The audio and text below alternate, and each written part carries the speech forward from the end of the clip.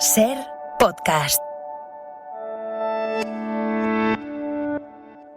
En este episodio les recordaremos los estrenos de este fin de semana, las películas españolas El último mono de Joaquín Mazón y La ventana abierta de Ana Graziani. Hemos hablado con Rebeca Medina, que es la primera coordinadora de intimidad en el cine español, de la importancia de esta figura en los rodajes. Y hablando de rodajes, nos hemos pasado por uno, el de Hasta que los niños nos separen, de la directora Juana Macías. En televisión repasaremos la carrera de Ryan Murphy, que estrena esta semana su nueva serie en televisión, The Shards. En nuestras charlas de libros de verano, hoy hablaremos del nacimiento de la televisión en España con Manuel Palacio y viajaremos al espacio para ver cómo el cine ha reflejado los viajes y las misiones espaciales. ¡Acción!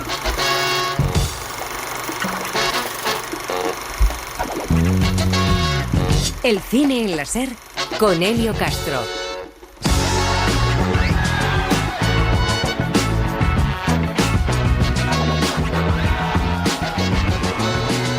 Hola, ¿qué tal? Aquí estamos un sábado más en este cine de verano en la Ser, un verano que hasta ahora está siendo un gran éxito cinematográfico.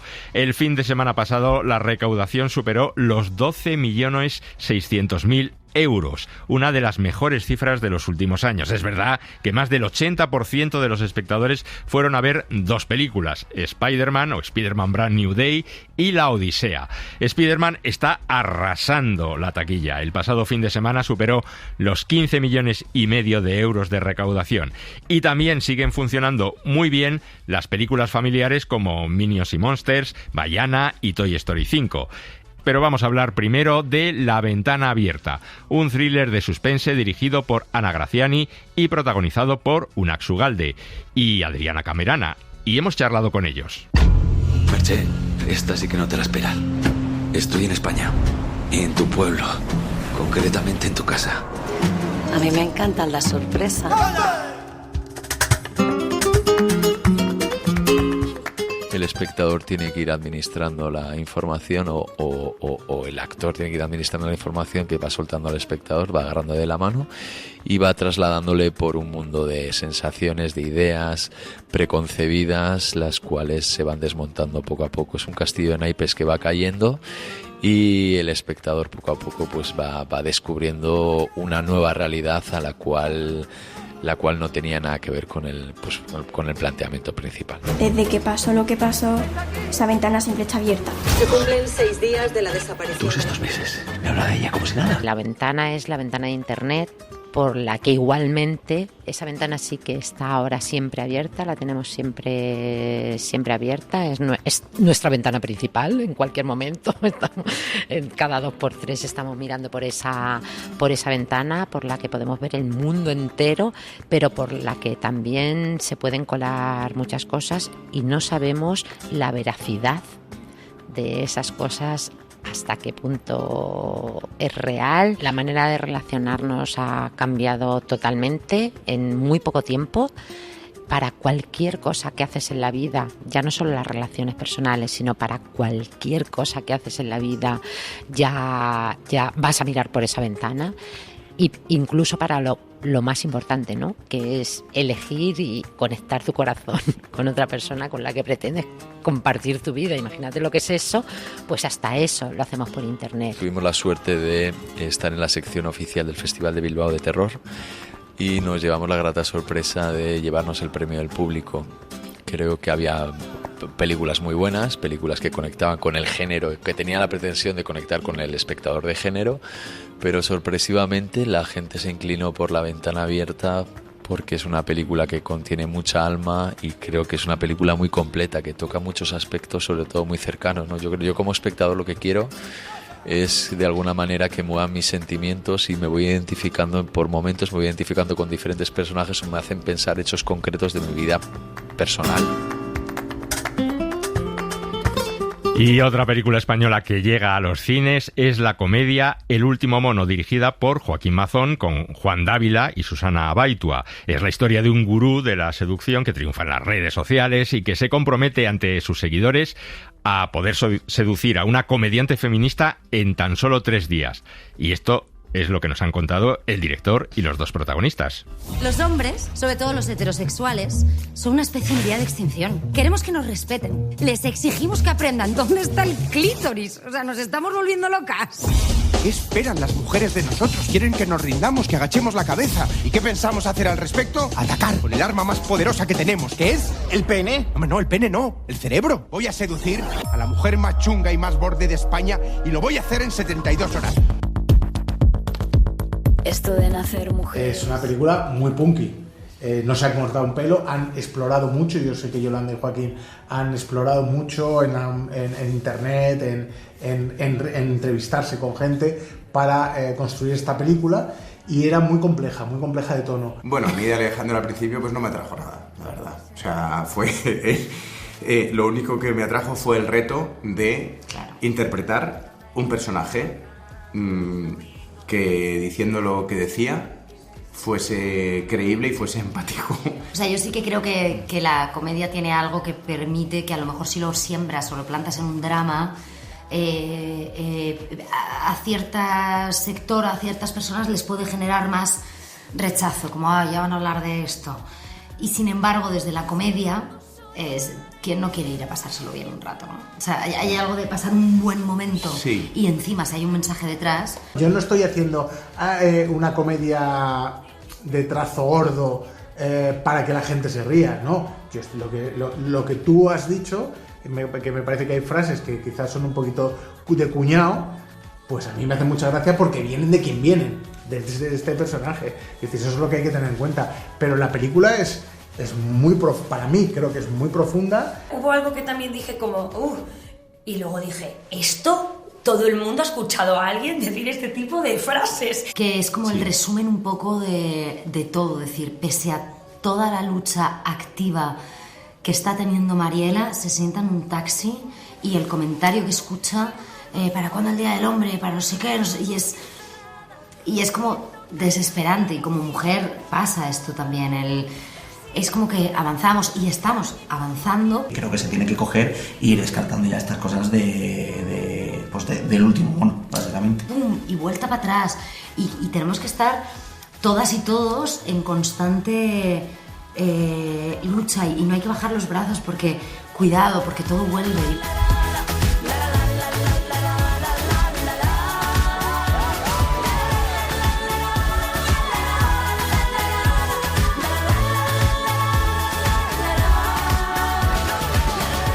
Vamos a hablar de otro tema porque hay algo que está transformando la forma de rodar las escenas íntimas y de carácter sexual. Detrás de ese cambio hay una figura de la que cada vez se habla más. Es la coordinadora o el coordinador de intimidad. Y vamos a hablar precisamente de esto. Joel Peña, ¿por qué se ha convertido en una pieza clave en el cine y la televisión?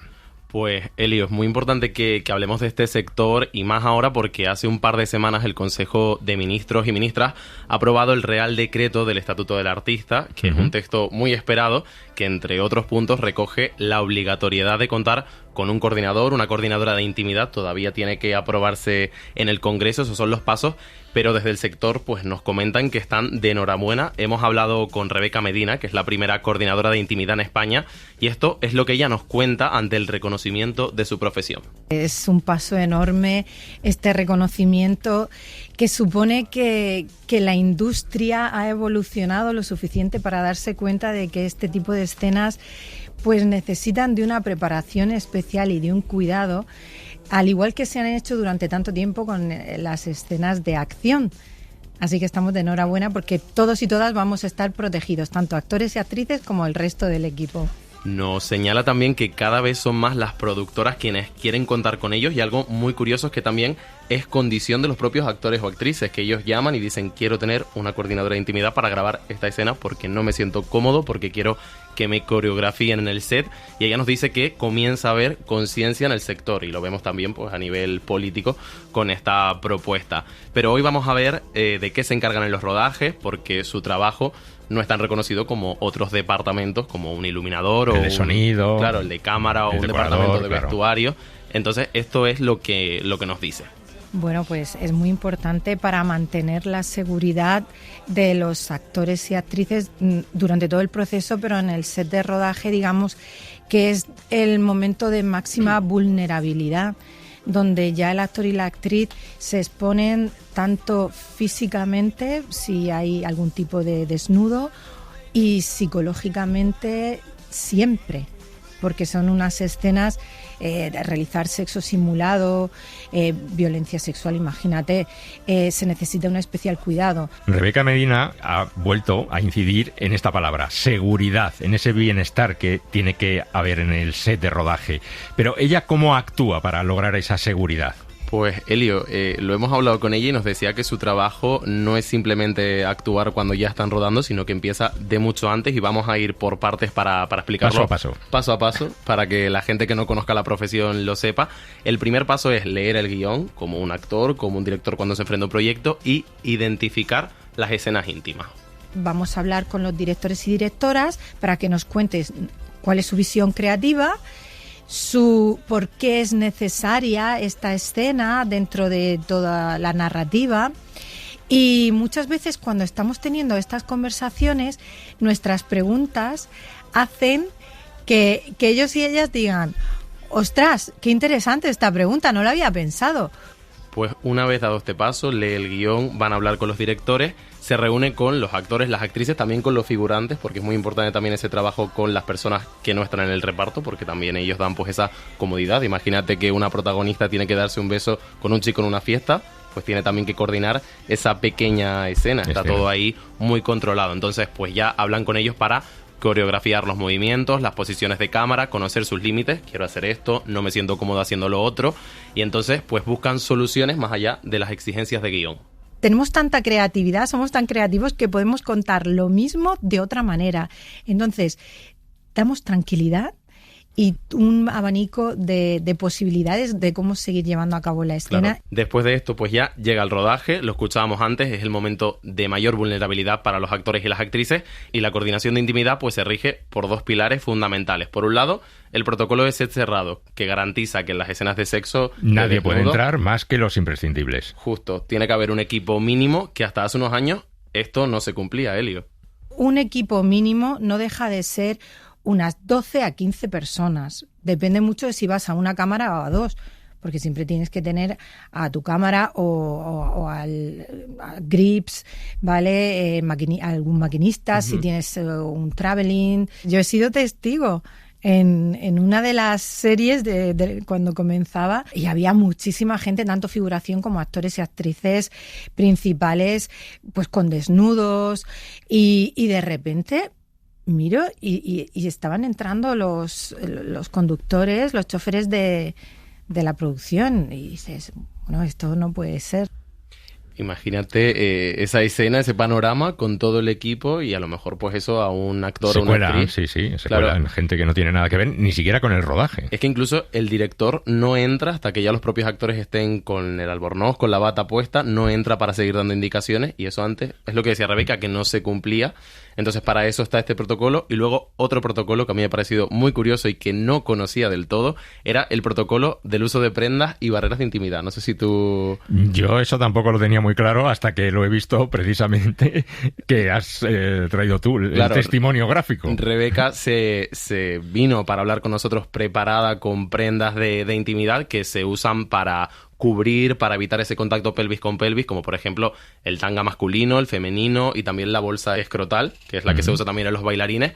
Entonces esto básicamente es para evitar lo que decía, el contacto pelvis con pelvis, y luego porque al final los desnudos no son reales, que a lo mejor mucha gente viendo esas escenas en la tele, en el cine, lo piensa, pero hay muchos que no, o que se usan también prótesis, que nos contaba que en muchos casos que hay desnudos en primer plano son prótesis de silicona de los aparatos reproductores. O dobles de cuerpo. O dobles de cuerpo. Ahí está. Y también, aparte de la importancia que da Rebeca a su profesión, para muchos intérpretes, Helio, es un trabajo necesario. Hace unos días hablamos con la actriz Maggie Sibantos, a la que conocerán por sus protagonistas en Vieja Viejo, Las Chicas del Cable, y nos contaba esto. Casi toda mi carrera la he hecho, he tenido escenas de intimidad y no he tenido coordinador de intimidad. Pero he trabajado con esta figura 2 veces, una fue hace unos años, pero en esta sí que he sentido que era 100% necesario. Creo que hace falta ese puente, sino porque cuando de repente está, ves la diferencia. Y luego Rebeca también nos contaba testimonios de otros actores, actrices con los que ha trabajado, directores incluso, lo que decía, que les dicen, oye, muchas gracias por esto, y que a partir de haber trabajado con ella ya no quieren volver a ese trabajo de no tener control en estas escenas íntimas. Entonces es un trabajo muy reconocido por los intérpretes, por los directores, muy riguroso, con mucho cuidado, pero ellos también van con mucho cuidado en esto de la obligatoriedad, porque temen que con esta obligatoriedad pues se deje a un segundo plano, que se deje como último paso, como ocurre a veces con la accesibilidad. Esto no se puede convertir en un checklist y tener la coordinación de intimidad solo el que me avises ni el mismo día o 2 días antes, si no se hace todo el proceso, porque la coordinación de intimidad funciona si se realiza todo el proceso desde el principio. Se tienen que dar las conversaciones. Así que yo creo que hemos desgranado un poco este trabajo, Elio. Ahora solamente hace falta que se apruebe definitivamente en el Congreso y que la figura del coordinador de intimidad pues esté presente en los rodajes para que por lo menos quien quiera utilizarlo, que lo utilice y que ella misma o él mismo pues dé una serie de pautas de cómo se deben rodar determinadas escenas y que los actores no se encuentren con sorpresas como ha ocurrido pues desgraciadamente en Último Tango en París y en muchísimas otras películas, que los actores, las actrices sobre todo, se han sentido pues muy vulnerables e incluso acosadas en el rodaje de determinadas escenas. Al final yo creo que es lo que dices, va de la mano con la cultura del consentimiento y hay que blindar, proteger que los límites sexuales de los actores y de las actrices no se vean superados por cualquier relato de ficción. Muchas gracias, Joel. A ti. Vamos a entrar en nuestra librería de cine, la librería 8:30, porque nos está esperando ya Manuel Palacio con su libro. Aquí solo vendemos unos pequeños objetos rectangulares que se llaman libros. El próximo 28 de octubre se cumplen 70 años del inicio de las emisiones de televisión española. Y nosotros queremos anticipar a esta efeméride, a este cumpleaños, y vamos a hablar de los orígenes de la televisión en España con Manuel Palacio, que ha escrito este libro titulado así precisamente, Orígenes de la televisión en España, franquismo, cine y sociedad. Manuel Palacio es profesor emérito de la Universidad Carlos III, autor de varios libros, entre ellos Una historia de televisión en España, Arqueología y vanguardia. Es decir, que nos vamos a situar con él en esos primeros tiempos de la televisión española. Hola Manuel, muchas gracias por estar aquí. Buenos días y buenas tardes. Hemos dicho que se van a cumplir 70 años el próximo 28 de octubre, pero ya desde 1948 estaban haciéndose pruebas, ¿no?, para emitir. Ya había pruebas de la televisión en España. Sí, lleva razón. Es decir, cuando se habla del 70 aniversario, se suele indicar como el inicio de las emisiones regulares. Porque es verdad que antes, y sobre todo en la primera mitad de los años 50, hubo también conatos de programación. Se supone que era, o se denominaba así, televisión experimental, y por lo tanto no tenía el marchamo de lo que es una programación regular, con todas las deficiencias que en ese momento tiene el concepto emisión regular. Pero sí, es verdad que, digamos, un poco la diferencia es que en los años 40 las pruebas de televisión no eran públicas, es decir, no eran del Estado, sino que eran de empresas, tanto de la RCA norteamericana como la Philips holandesa o neerlandesa, que se dice ahora, y ya en los 50 era, digamos, el Estado, Televisión Española, Radio Nacional, Televisión Española, y en el 58 desde luego, 56 desde luego. El transmisor de la imagen y del sonido permitirá la recepción en el círculo de un radio de 50 a 60 kilómetros alrededor de la capital de España. El ministro de Información y Turismo, don Gabriel Arias Salgado, preside el acto inaugural. La televisión española nace en 1956, en pleno franquismo, además en un periodo muy especial dentro del franquismo que tú analizas en el libro muy bien, y quería preguntarte si nació en esa época, en ese año 1956, se retardó un poco el comienzo, se precipitó su lanzamiento. Yo creo que es la combinación de todo lo que has dicho realmente. Es decir, el franquismo en ese momento pasa un tiempo económicamente complicado, básicamente porque quienes más mandan, que serían los falangistas, no son capaces de armar económicamente el país, y la situación es bastante difícil, de tal manera que no hay posibilidad de poner el servicio de televisión en marcha. De hecho, España es uno de los últimos países europeos occidentales que lo pone en marcha.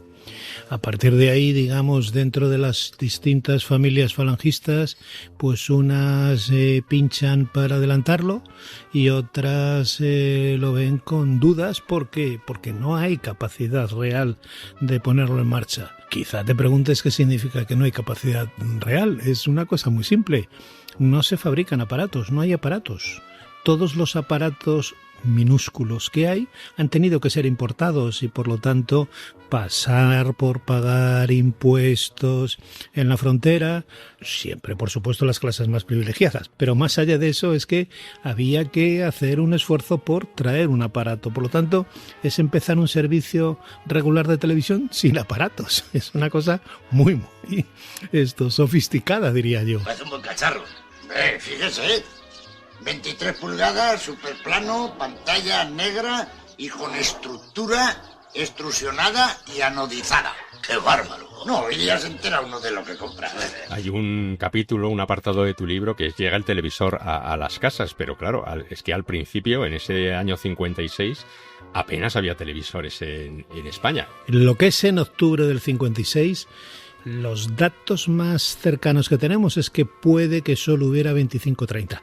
Primero no es en España, es en Madrid, pero más allá de esa pequeña diferencia, esto puede que hubiera solo 25-30 ese día de que el comienzo de las emisiones, 25-30. El crecimiento es muy lento hasta que la televisión, es decir, la señal de televisión va a llegar sobre todo a Barcelona, y con ello a un tercio del territorio español. Y entonces, pues bueno, los ricos. Bueno, los ricos y un segundo factor, es decir, aquellas organizaciones cercanas a los sindicatos verticales franquistas que tienen sus redes, digamos, y por lo tanto de algo así como una especie de consumo público en sus lugares de reunión de sindicatos verticales. Pero vamos, fuera del consumo privado, en esencia son los bastante ricos. Se verá bien, ¿no? Charol, Charol. Esto es para encenderlo, ¿estamos? Sí. Tarda un ratito porque ahora viene desde Aravaca. Se comprende. Ya está ahí la imagen. Oiga, ¿esto es la imagen? Un momento, esta es la procesión. La imagen viene ahora. Esos comienzos fueron en el famoso edificio Casa, en el Paseo de La Habana, donde yo creo que siempre hay una especie de nostalgia y de mitología. Se confunde un poco la realidad con la propia ficción, ¿no? Ya que estamos hablando de televisión. Pero allí trabajaron personalidades que luego son muy importantes, han sido muy importantes en el cine y en la televisión. Pilar Miró, Jaime Dermiñán, Mariano Ozores, Forges, Adolfo Marsillac. Todos ellos tienen o nos han legado recuerdos más o menos buenos de esos comienzos de la televisión en España. Sí, yo creo que es cierto que quizá la idea de empezar algo nuevo, que por otro lado todos estos trabajadores de las industrias culturales o trabajadores en general de la cultura sabían que existía en el mundo, yo creo que eso les da una especie de ímpetu que van a trabajar a la televisión con ilusión y en muchos casos sin cobrar. Una de las cosas que justamente está ocurriendo es que en televisión española dicen que vayan a intervenir en alguna cosa de una manera gratuita y lo que suelen hacer los actores o las actrices es la primera vez bien, pero luego llega un momento y dice, oye, que no sé, que es nuestro trabajo, ¿no? Pero sí es cierto que se produce una especie de ilusión colectiva, una especie de gran familia que hace que el Paseo de La Habana como modelo tenga una cierta mitología. Hay algunos que dicen, bueno, las cosas eran muy malas, o digamos el sistema era muy malo. Es decir, de las condiciones eran muy malas. Pero es verdad que ha predominado el hecho de ser un sitio de gran familia. Y bueno, ya ha habido también logros técnicos que tú recoges en el libro, porque claro, las emisiones eran en directo y había programas dramáticos que se hacían en directo. Y todos, claro. Todos. Y entonces había que pensar muy bien cómo se hacía en directo, cómo se cambiaba de planos, cómo entraban o salían los actores en pantalla. Y entonces había realmente muchísima imaginación. No se pueden grabar los programas, nada se puede grabar, porque el vídeo, lo que luego se ha llamado vídeo, no llega hasta el año 60, 61. Por lo tanto, todo tiene que ser en directo. Lo cual evidentemente significa que hay que ver cómo se resuelven los problemas audiovisuales, los problemas en definitiva de ver cómo se arma unas ficciones. Y yo creo que las ficciones montadas por personas como Armiñano o Marsillac parecen extraordinarias por los datos que tenemos, ¿no? Es decir, enormemente importantes. Y de otros muchos también que sin llegar al nivel de conocimiento de Armiñano o Marsillac también son realmente conocidas y destacadas. Pero es verdad que tenemos que reconstruir mucho. Tenemos que reconstruir, digamos, de cómo eran la solución a los problemas audiovisuales que se tenían en un sitio con bastantes limitaciones, por supuesto económicas, de espacio y en definitiva de sistema de producción, diríamos. Mira, en lugar de pedir rescate por el niño te lo devuelven y encima te regalan un televisor. Sois una familia de suerte. No, lo que somos es una familia con un padrino espléndido. Esto no lo esperaba de ti. Que no, Carlos, que te cuelas, que el aparatito este no lo mando yo. Estaría bueno. Para que Chencho siga teniendo el televisor en el que vio a sus padres. Bueno, que esto pesa. ¿Dónde lo ponemos? Donde quepa, que en esta casa no es fácil. Ahí, en el comedor. Lo instalaremos en un periquete. ¿Qué corriente tienen aquí? ¿220 o 110? Unas veces más y otras menos, y cuando hay apagones ninguna. Estamos hablando con Manuel Palacio de su libro Orígenes de la televisión en España, Franquismo, Cine y Sociedad, editado por 8,5 libros de cine. Bueno, vamos a seguir hablando un poco de los comienzos de la televisión de España, que es el objeto de tu libro y que es muy entretenido. Y allí, como hemos dicho antes, pues un apartado que dice el nacimiento de la televisión española y la llegada de los televisores a las casas, que fue un gran acontecimiento al bar del pueblo. Aquel que tenía una televisión invitaba a los vecinos a ver determinados programas o acontecimientos deportivos taurinos, ¿no? Las corridas de toros. Y eso se ha reflejado también en el cine de la época, en películas como Atraco a las 3, en La Gran Familia. Estamos pensando de la importancia que tiene en esas películas la televisión. Llevas razón, pero te hago una pequeño dribbling. Lo más curioso es que la televisión en casi todos los países, no es una cuestión solo de España, nace como una forma de consumo colectivo.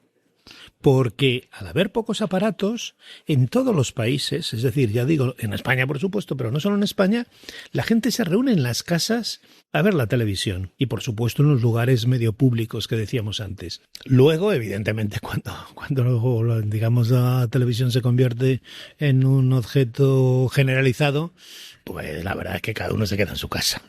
Pero en ese tiempo, que va en España por lo menos hasta mediados de los 60, tiene un alto componente de consumo colectivo, que hoy día se sigue manteniendo con el fútbol. Yo creo que con el fútbol casi exclusivamente. Pero es verdad que en definitiva la gente ofertaba su casa para que sus vecinos del rellano vieran la televisión, pues hasta bien entrado los 60. Y en los casos de los pueblos, cuando digo los pueblos me refiero a la España rural que llegó más tarde la televisión, pues evidentemente el bar del pueblo era también un lugar de reunión para verlo. Es decir, tiene un componente de visionado colectivo. Don Rogelio me ha dicho que si no me paga, que me lleve el aparatito. ¿Y sería usted capaz de llevárselo y dejar sin distracción a toda la casa? Y el pobre don José, con la parálisis que tiene, que el único ejercicio que hace es subir y bajar en la sillita. Y Lupita, ya sabe usted, mientras está aquí no peca. Don Rogelio me ha dicho que la televisión es un artículo de lujo. El que no pueda pagarlo, que se jorobe. Tú recoges en el libro pues testimonios escritos de Julio Llamazares, por ejemplo, de lo que significó la llegada de la televisión a su pueblo y cómo la gente iba casi siguiendo aquel embalaje como si fuera un santo, ¿no? Sí, esto, bueno, lo has dicho antes, las películas lo reflejan. Las dos más conocidas son Atraco a las 3 y La Gran Familia, pero hay bastantes más, y no solo en España, de películas que reflejan ese fenómeno nuevo que está llegando, sí. Bueno, la última parte del libro es una especie de recorrido que haces tú por el lugar que ocupó esa primera casa de televisión española en Paseo de la Habana, un poco imaginario, de por qué se tiraron esos edificios emblemáticos, fruto de un poco de la especulación, del desinterés, de la desidia un poco colectiva, y que también pasó, por ejemplo, en Barcelona, en el primer centro emisor de Barcelona. Y me ha parecido que era como una especie de casi guión, ¿no? No sé si te has planteado hacer eso, una historia de ficción de esos primeros años de la televisión en España. Bueno, no me lo he planteado, pero me lo podría plantear. Yo voy a ser exagerado. Yo sufrí mucho el día que tiraron el Paseo La Habana. Paseo La Habana, que era un edificio por otro lado bastante feo, pero es verdad que formaba parte de la historia. Tuvo un gravísimo problema, y es que estaba en una zona muy rica. En una zona, digamos, que justamente para hacer el libro pasé varias veces por el Paseo La Habana, que no me pilla cerca de donde vivo, y claro, es que ves edificios muy potentes, es decir, muy caros. Hay edificios que a veces son de pisos, a veces hay un hotel, es decir, edificios caros realmente. Es claramente, no sé si tanto que Televisión Española dio un pelotazo vendiéndolo, pero desde luego quien lo compró sin duda ha recibido buenas plusvalías por la compra de ese espacio, ¿no? Yo sufrí porque es un poco lo de siempre, y yo creo que España, uno de los problemas que tiene es que le cuesta abordar el concepto de, digamos, de protección del patrimonio, o sea, que a veces lo hace y a veces no, es decir, y en este caso es la conjunción, en este caso fue la conjunción.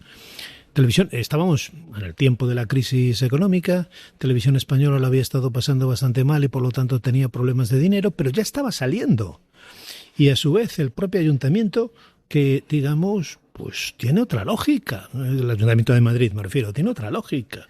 Es decir, y por lo tanto nunca hubiéramos sabido qué hubiera ocurrido si estuvieran hecho como se ha hecho en otros sitios. Si es que no se inventa nada. Es decir, en otros sitios los centros históricos donde se empezó la televisión pues se han guardado pues para hacer, digamos, mini museos, medio cositas, diciendo es el pasado.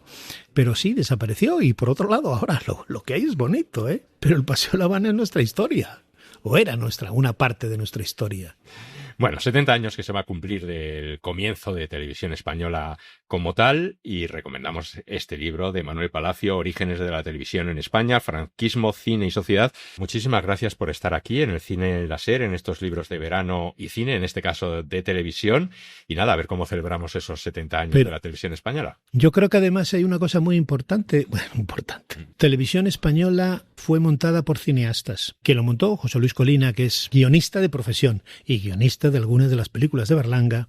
José Luis Colina, que estaba trabajando en Radio Nacional, decidió que tenía que traer a gente a la tele, y fue a LIEC, que luego fue la EOC, es decir, la Escuela Oficial de Cine, y entonces cogió a gente de todos los cursos para trabajar en la tele. No tenemos suficientemente información de los esfuerzos que hizo Colina para que trabajara en la tele Berlanga. Hay alguna, y Berlanga no acababa de estar convencido, pero incluso el mismo Bardem, siendo como era reconocido comunista. Es decir, y cómo también le intenta que vaya. Y desde luego van muchos cineastas. Cuando digo cineastas me refiero con carrera cinematográfica reconocida. Hasta el año 60 la televisión en España es más una televisión de cineastas, con las comillas que queramos poner, y luego ya pues va a ser de periodistas o va a ser de otra cosa.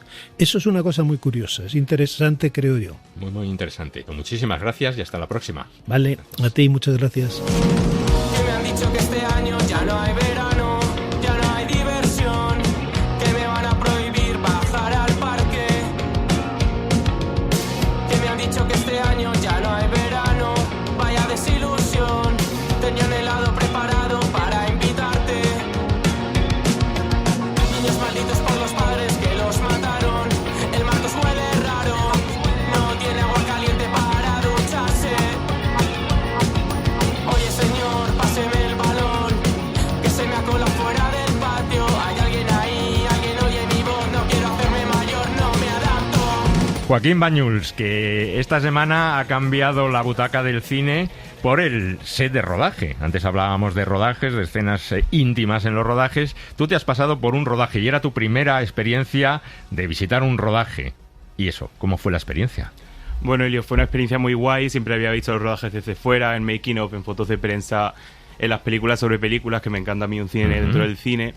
Pero como diría una grande, no es lo mismo contarlo que vivirlo, así que me fui al rodaje de Hasta que los niños no se paren, la nueva película de Juana Macías, que bueno, es una comedia española que se estrena el año que viene y que cuenta que unas niñas se obsesionan con separar a sus padres porque en su cabeza los hijos de padres separados son más consentidos. Un poco inventado, creo, pero bueno. Bueno, puede ser. Bueno, hablando de películas que tratan sobre rodaje, recordemos que a finales de este verano se estrena El ser querido de Rodrigo Sorogoyen, que también es cine dentro del cine y que prácticamente toda la acción transcurre en un rodaje y en un rodaje muy tenso. Bueno, ¿qué fue lo primero que te sorprendió del rodaje? Bueno, lo primero que me sorprendió es que el cine no es tan glamuroso como nos lo quieren pintar. O sea, la gente allí está haciendo cosas todo el rato, unos colocan una luz, otros repasan el maquillaje, el vestuario, el sonido, todo para una escena que de repente a lo mejor durará menos de un minuto en la película. Atentos y acción.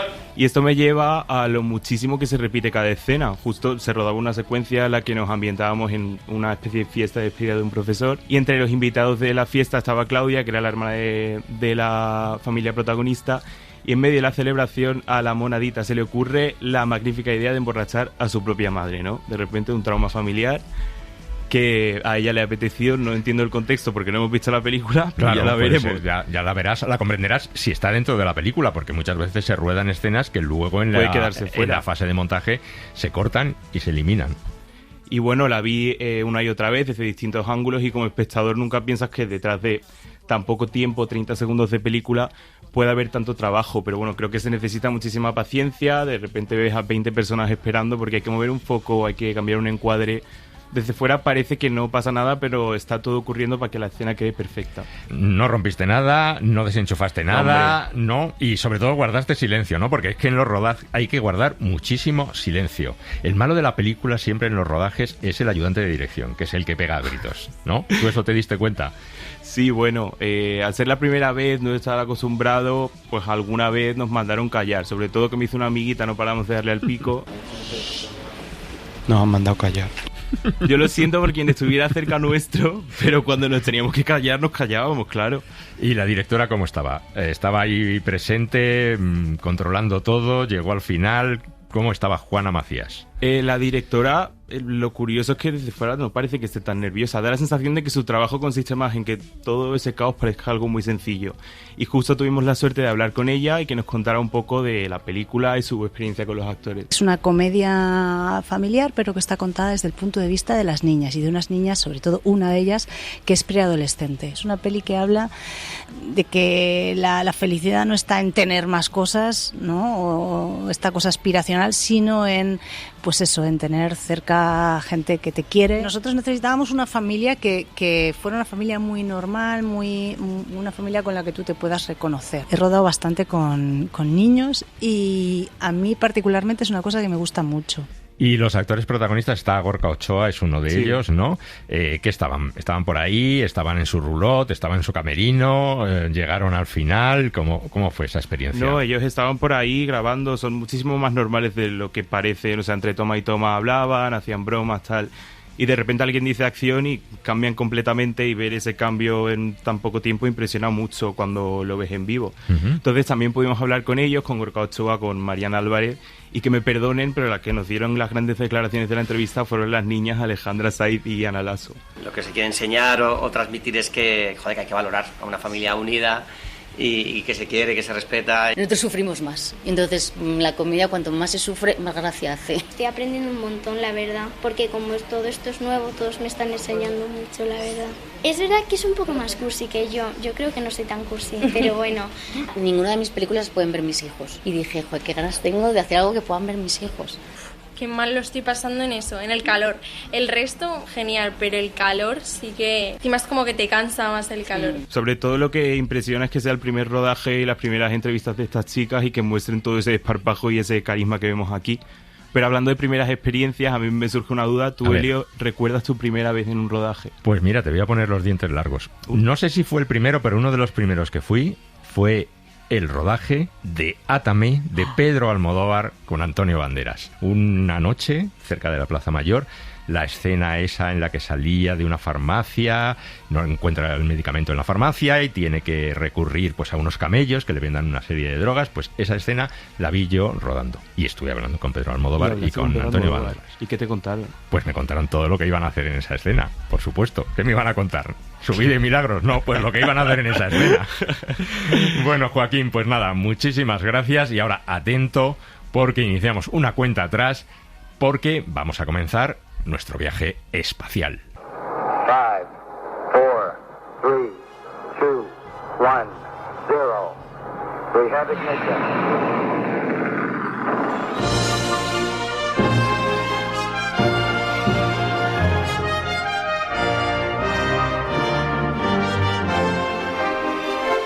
Cuaderno de bitácora. Fecha estelar, 8 de agosto de 2026. Comienzo hoy una exploración espacial que no sé muy bien dónde me llevará. Afortunadamente, no viajo solo.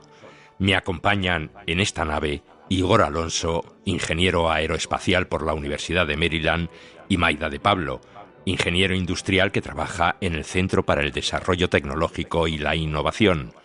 Juntos, y con la ayuda de las películas que tenemos en nuestra videoteca, vamos a intentar conocer cómo el cine ha reflejado el universo infinito. En este primer capítulo vamos a hablar de los astronautas. ¿Qué hay que hacer para ser uno de ellos?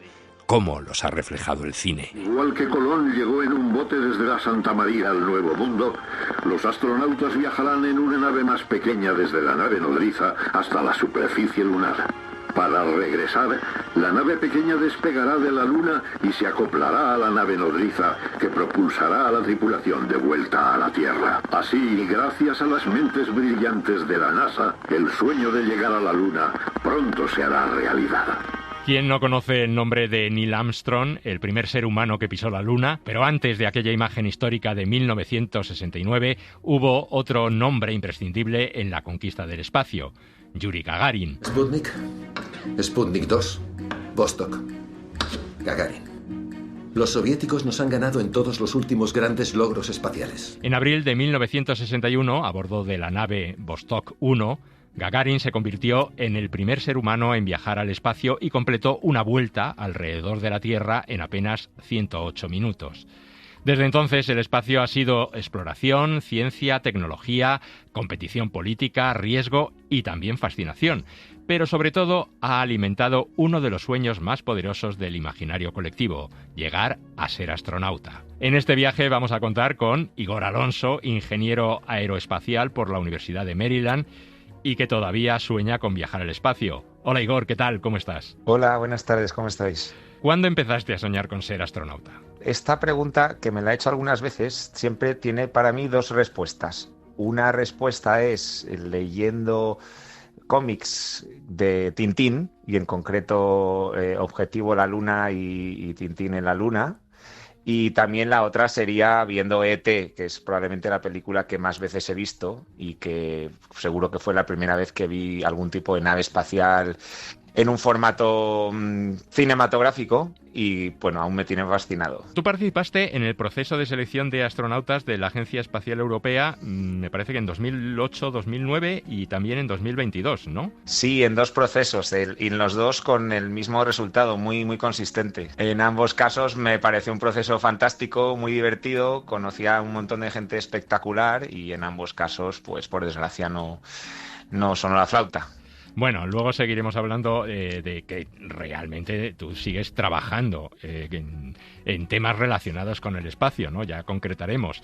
Pero vamos a hablar un poco de cine, que es lo que nos toca a nosotros, ¿no? En la película Elegidos para la Gloria, no sé si la has visto, vemos cómo se seleccionaban los primeros astronautas del programa Mercury, que eran pilotos militares. Verán, todos esos que están ahí nos han descrito como los 7 pilotos más valientes y mejores de América. Así que si saliera en la prensa que no nos dejan volar como pilotos. Claro, tú no eras piloto militar, ¿no? Entonces, ¿cómo y por qué y qué requisitos se pedían para esta selección de astronautas de la Agencia Espacial Europea? Sí, en esa película, que creo que en inglés es The Right Stuff, que es como tener lo correcto, tener lo que hay que tener, ¿no? Nada tiene que ver con lo que hoy se pide. Si bien en la Agencia Espacial Estadounidense, en NASA y también en Europa, siempre se priman las personas que son piloto militar, pero especialmente en la Agencia Espacial Europea es más abierta y se pide también personas que tengan formaciones de ingeniero, que tengan formaciones de científico, formaciones técnicas de algún tipo. Y además, por supuesto, pues cualquier otro título de piloto o de cualquier cosa que se le parezca, pues siempre viene bien. Y en concreto, ¿cómo fue ese proceso desde dentro? ¿Cuántas pruebas tuviste que pasar o someterte a ellas? El proceso de 2008 y el de 2022, de hecho, era casi igual, lo cual es bastante sorprendente. Supongo que significa que están muy convencidos de que es un buen proceso. Consiste en una serie de etapas, desde la etapa inicial, que parece tontería, pero que no es menor, porque consiste en aplicar, en solicitar. Uno puede decir, quiero ser esto, pero si no envías la solicitud, pues no lo haces. Y esa solicitud no es pequeña.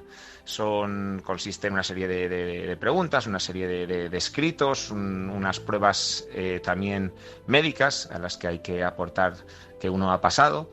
Y bueno, con todo eso se pasa una primera prueba y a partir de ahí, si uno es preseleccionado, digamos, pues ya empieza en una serie de pruebas de filtro, eliminatorias, en las cuales, pues a base de pruebas físicas, a base de pruebas de exámenes psicotécnicos y de otro tipo, pues se va un poco filtrando, como digo, hasta que se llega a la selección final. Luego se buscan tanto conocimientos técnicos, pruebas físicas, capacidad física, fortaleza psicológica, entiendo que debe ser muy importante, ¿no? Para un astronauta, y me imagino también pues trabajo en equipo, resistencia al estrés, un poco personas únicas, ¿no? También, como estabas diciendo de esa película de Elegidos para la Gloria, que era lo que se buscaba o lo que se busca, no sé si se sigue buscando así. Sin duda son personas únicas. Y si hablamos del caso de los astronautas españoles, desde Michael López Alegría, Pedro Duque o Pablo y Sara, que fueron seleccionados en el proceso de 2022, seguro que es personas únicas y personas increíbles.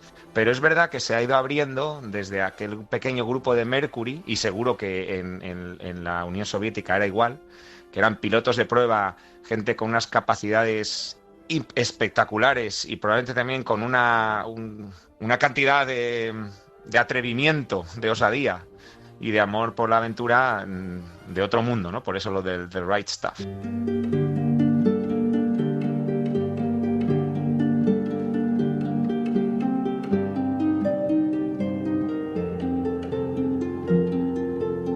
Y desde el punto de vista psicológico, ¿cómo se prepara una persona para vivir una misión espacial?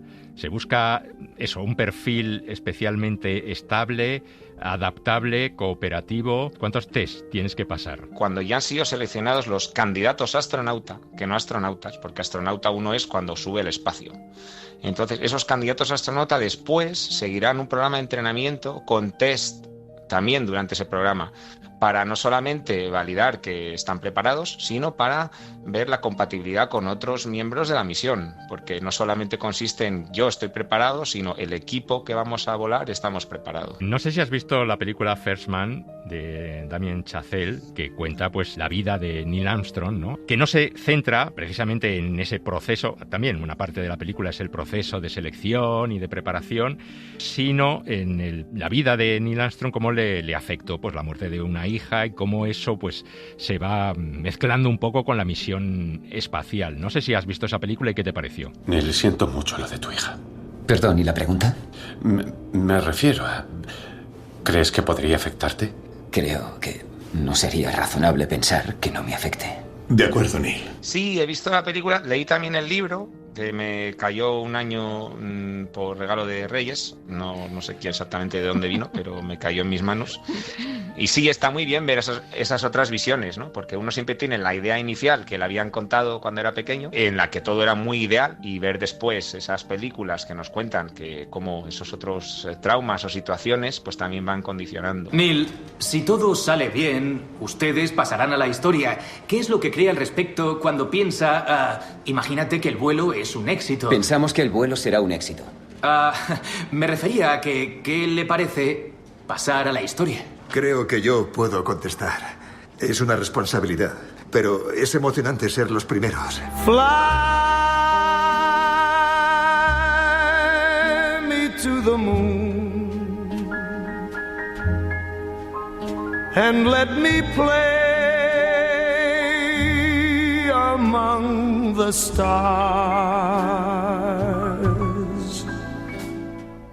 ¿Y tú sigues soñando con ser astronauta? Es decir, ¿existe un límite de edad o depende un poco del estado físico, de la experiencia, del tipo de misión? Porque en Elegidos para la Gloria se contaba el caso de John Glenn. Pero John Glenn luego volvió al espacio, ¿no? Ya era un hombre mayor. Yo creo que John Glenn volvió al espacio con 77 años, si no recuerdo mal. Había sido congresista de Estados Unidos, era un personaje político importante. Y bueno, hizo su lobby particular para regresar al espacio, que volvía a ser su sueño. Y bueno, obviamente la misión tuvo mucha repercusión mediática, política, y seguro que además NASA fue capaz de estudiar un montón de efectos sobre el envejecimiento en esas condiciones, ¿no? O sea que estuvo genial. A día de hoy, el tema de la edad, curiosamente, si veis los candidatos seleccionados, y de hecho, sobre todo los astronautas que están en vuelo, es gente de edad, entre comillas, avanzada. No estamos hablando de personas de 20, 30 años, estamos hablando de bastante más. Supongo que la experiencia vital, la estabilidad psicológica que aporta el tener más años, pues creo que es más importante. A día de hoy, en la última prueba, en 2022, si no recuerdo mal, la edad máxima para solicitar eran 50 años. Eran, creo que desde los 28 hasta los 50. Ningún candidato fue seleccionado con 50, pero creo que sí alguno con más de 40. No sé cómo decírtelo, Frank, pero ya eres viejo. ¿Sí? Pues este viejo es lo único que tienes. Tú lo sabes y yo también. Enviasteis a Glenn, ¿no? Esperaré tus noticias. Hace 5 años te metiste en la tercera edad. 4.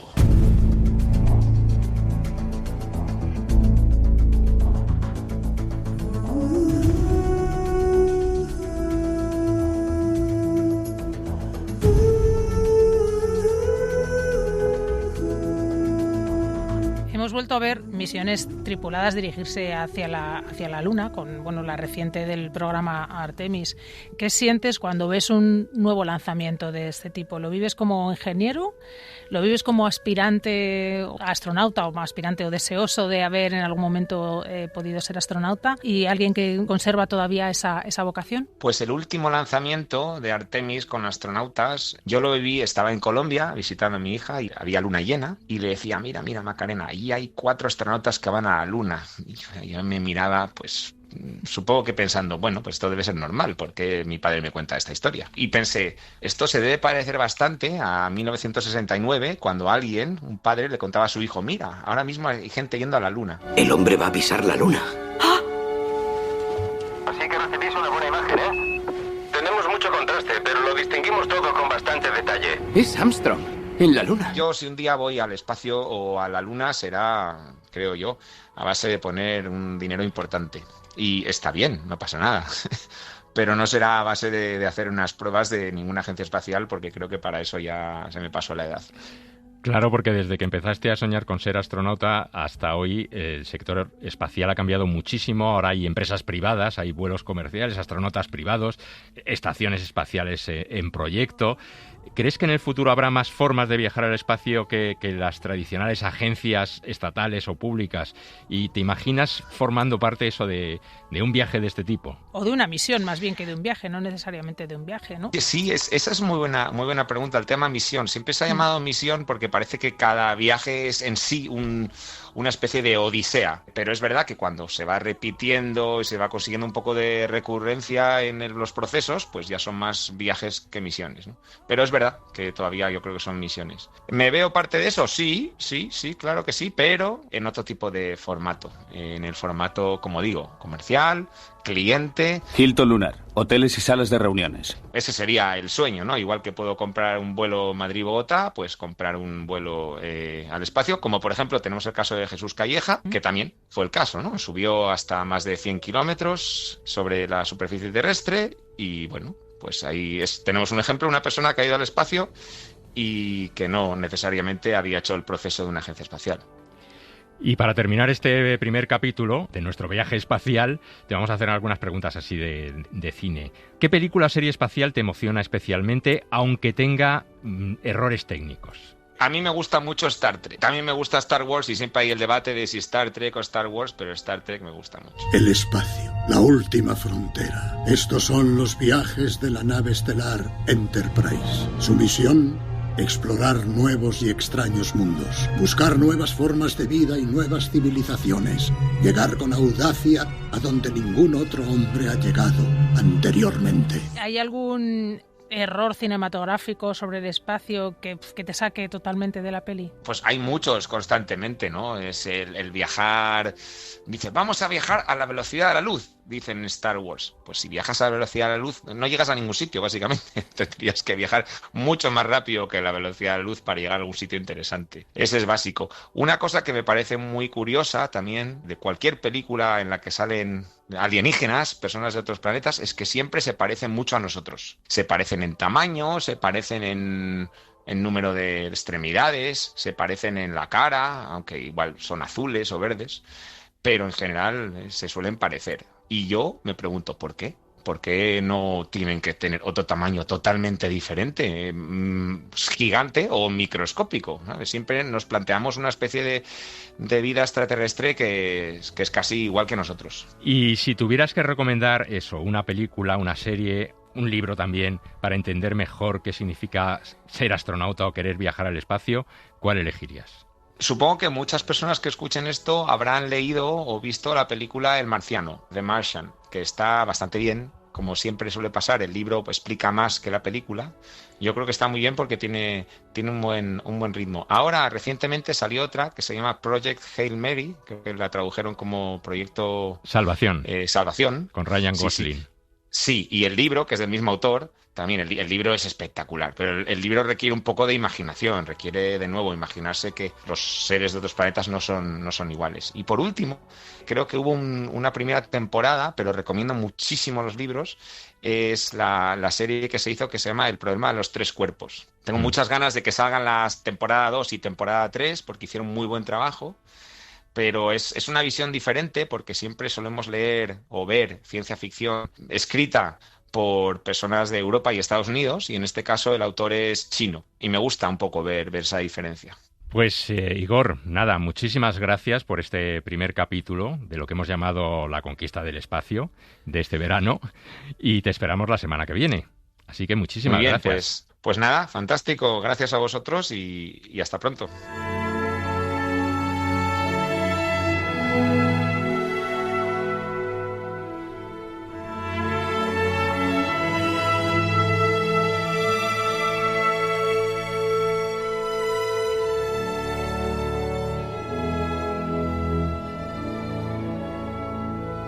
El cine en la SER, con Elio Castro.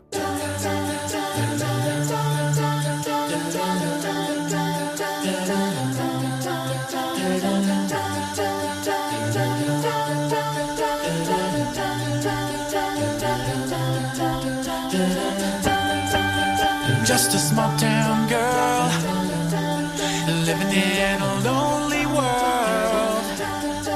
She took the midnight train going anywhere.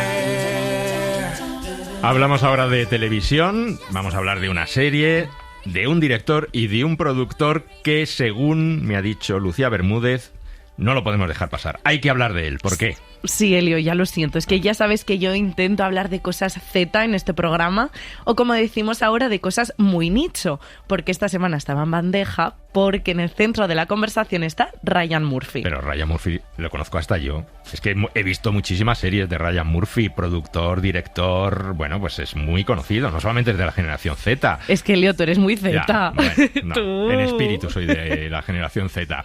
Pero ¿por qué tenemos precisamente esta semana que hablar de Ryan Murphy? Bueno, pues es que resulta que se estrena una nueva serie en Disney Plus llamada The Shards, Los Destrozos, y está dirigida por Ryan Murphy, que, como te decía, para mucha gente de mi generación, bueno, y de la tuya, es una persona muy no querida, pero muy especial, porque él creó Glee, que es la música que estamos escuchando ahora. Ahora explicaré qué es esto de Glee, pero antes vamos a introducir esta nueva serie. Ser adolescentes en el 81 era, quizá, nuestro último momento de juventud. Háblame de tu libro. Es sobre un grupo de jóvenes. ¿Hay sexo? Sí. Basada en la aclamada novela homónima de Bret Easton Ellis. El autor de American Psycho. Está ambientada en Los Ángeles de los 80 y sigue a un grupo de estudiantes privilegiados de último curso en un instituto de élite que, se enfrentan a temas como la identidad, el sexo, los celos, la obsesión y los peligros que acechan a la adolescencia estadounidense que tanto le gustan a Ryan Murphy. Huele a una de sus idas de olla, como lo fue todas las de La Ley o de Beauty, porque Murphy es un tipo que puede hacer o muy buenas películas o series o algo tan camp que de malo es brillante. Puede ser ¡ay, Ryan Murphy! O ¡ay, Ryan Murphy! Vamos a poner ejemplos de ambas, pero primero vamos a repasar brevemente su trayectoria. Bueno, pero antes me tienes que explicar exactamente qué es eso de camp, que ya me has dejado descolocado con esta terminología. Bueno, Internet dice que camp es esa sensibilidad estética basada en la exageración, la ironía o el exceso artificial, que si buscas esta palabra te sale este señor en el diccionario. Es algo tan ridículo y superficial que es divertido verlo, vamos. Entonces, pues Ryan Murphy tiene una carrera bastante peculiar porque parece incapaz de hacer algo normal. Empezó llamando la atención con Nip Tuck en 2003, una serie sobre dos cirujanos plásticos guapos, ya lo vemos, lo superficial y moralmente cuestionables.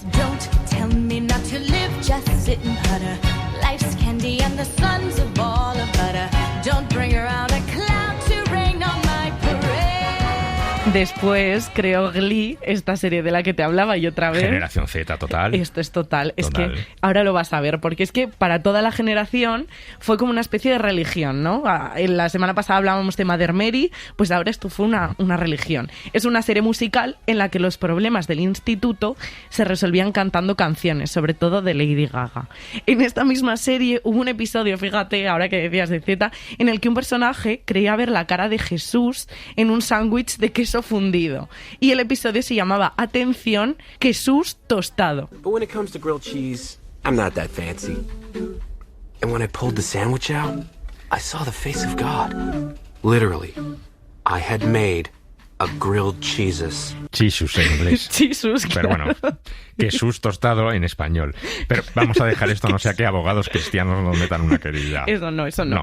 También, luego después fichó a Kim Kardashian para protagonizar Todas las de la Ley. Un drama legal, pero como decía, muy camp. Y mientras estrenaba todas estas maravillas, porque no hay otra manera de llamarlas, él estaba construyendo su propio imperio televisivo con las series más famosas de la década. Porque Murphy es el creador de American Horror Story, que cuenta con más de 13 temporadas sobre fantasmas, brujas, sectas, asesinos en serie y prácticamente cualquier pesadilla que se te ocurra. Esa he visto yo. ¿Esas las has visto? He visto la de Versace, por ejemplo. Claro, como casos reales de... Claro, casos reales y alguna otra más. Sí, claro. He visto algunas más. Sí. Y también la de Love Story. La de Love Story, la última. La última. Del Kennedy. Sí, de Kennedy y Caroline Bessette. Esa no me la perdí. Y también es director de la serie de Monstruo, que tiene la temporada de Ed Gein, esta última, de los hermanos Menéndez. Con Javier Bardem. De Jeffrey Dahmer. Es que estoy muy puesto yo en ¿Estás muy Ryan puesto? Murphy. Sí. Pero claro, es que estrena cosas tan divertidas y tan un poco ridículas como Glee, bueno, que a mí me encanta, pero...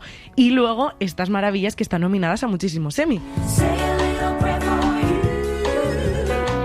O sea que el hombre no conoce el concepto de término medio, ¿no? No, efectivamente. Ryan Murphy hace dos cosas, o asesinatos o adolescentes. A veces incluso las dos a la vez. Por eso la pregunta con The Shards es la de siempre.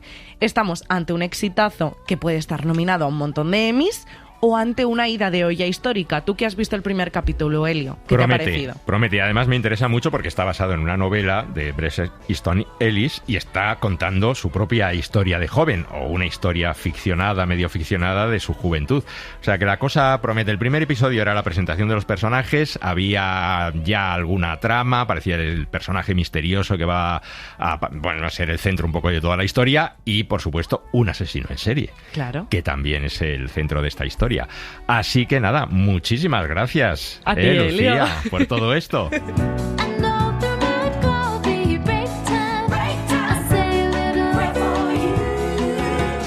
Pues esto ha sido todo por esta semana. En la parte técnica ha estado Alejandro Prieto y en la redacción del programa Lucía Bermúdez, Elio Castro, Joel Peña y Joaquín Bañuls. Volveremos la semana que viene con más cine. Hasta entonces, adiós.